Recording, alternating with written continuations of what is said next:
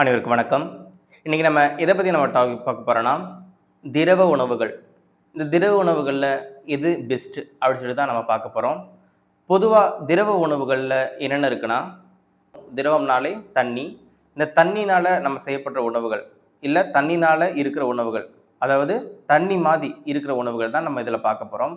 பொதுவாக என்னென்ன தண்ணி மாதிரி இருக்கிற உணவுகள் அப்படின்னு சொல்லிட்டு நம்ம பார்க்கும்போது, பால், டீ, குளிர்பானங்கள், அதாவது பெப்சி, மிரிண்டா, கோலா இந்த மாதிரி சொல்லிட்டு இருக்கலாம்.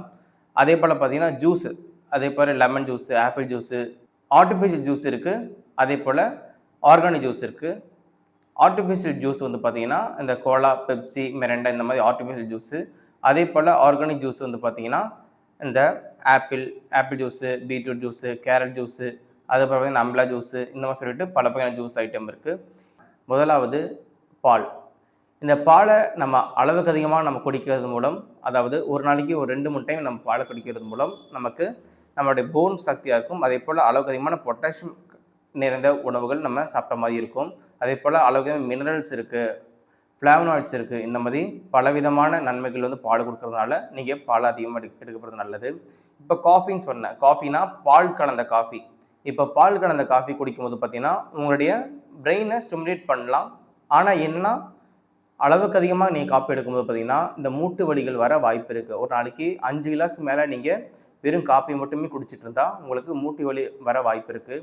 இதே போல் தான் டீயும் நீங்கள் அளவுக்கு அதிகமாக எடுக்கும்போது பார்த்தீங்கன்னா உங்களுக்கு அல்சர் வர வாய்ப்பு இருக்குது. அதே போல் இந்த காலங்காலத்தில் டீ குடிப்பாங்க. இந்த காலங்காலத்தில் டீ குடிக்கும்போது தண்ணி எதுவுமே குடிக்காமல் இந்த வெறும் டீயை மட்டும் குடித்தாங்கன்னா அவங்களுக்கு வந்து பார்த்தீங்கன்னா அல்சர் ஏற்பட வாய்ப்பு இருக்குது. இந்த அல்சர் வந்து பார்த்தீங்கன்னா நாளடைவில் அது பெரிய புண்ணாக ஏற்பட வாய்ப்பு இருக்குது. அதனால் வெறும் வயிற்றில் டீ குடிக்கப்படுறதை தவிருங்க.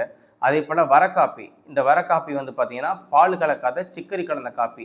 இந்த காப்பி வந்து குடிக்கும்போது பார்த்தீங்கன்னா உங்களுக்கு அளவுக்கு அதிகமான ஸ்டிமுலேட் ஆகும். அதாவது நீங்கள் உற்சாகமாக இருப்பீங்க, ஆனால் அதே உடலுக்கு பாதிப்பை ஏற்படுத்தலாம்.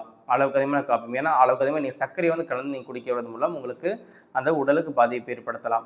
இதே போல் apple juice, beetroot juice, carrot juice இது மூலம் வந்து ஆர்டிஃபிஷியல் இல்லாமல் அது நேச்சுரலாக நம்ம ப்ரிப்பேர் பண்ணுறது. இந்த நேச்சுரல் ப்ரிப்பேர் பண்ணுறதுனால நம்முடைய ரத்த அளவு அதிகரிக்கலாம். அதே போல் நம்முடைய ஆரோக்கியத்தை அதிகரிக்கலாம், உடலுக்கு சக்தி சேர்க்கலாம், மசில் சக்தி சேர்க்கலாம். இந்த மாதிரி ஃப்ரெஷ் ஜூஸை நீங்கள் அடித்து குடிக்கிற மூலம் உங்களுக்கு உடலுக்கு நன்மை பயக்கும்.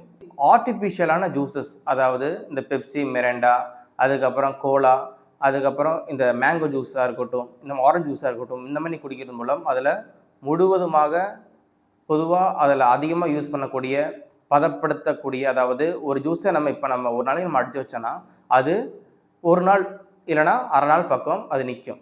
ஆனால் இவங்க அடைச்சி வைக்கிற ஜூஸ் வந்து பார்த்திங்கன்னா அது 3 மாதம் இல்லைனா 6 மாதம் இல்லைனா 12 மாதம் கூட அது தாங்குது. அது ஏன் அப்படி தாங்குதுன்னா அது ஃபுல்லாக வந்து பார்த்திங்கன்னா அது ரசாயனம் கலந்தது.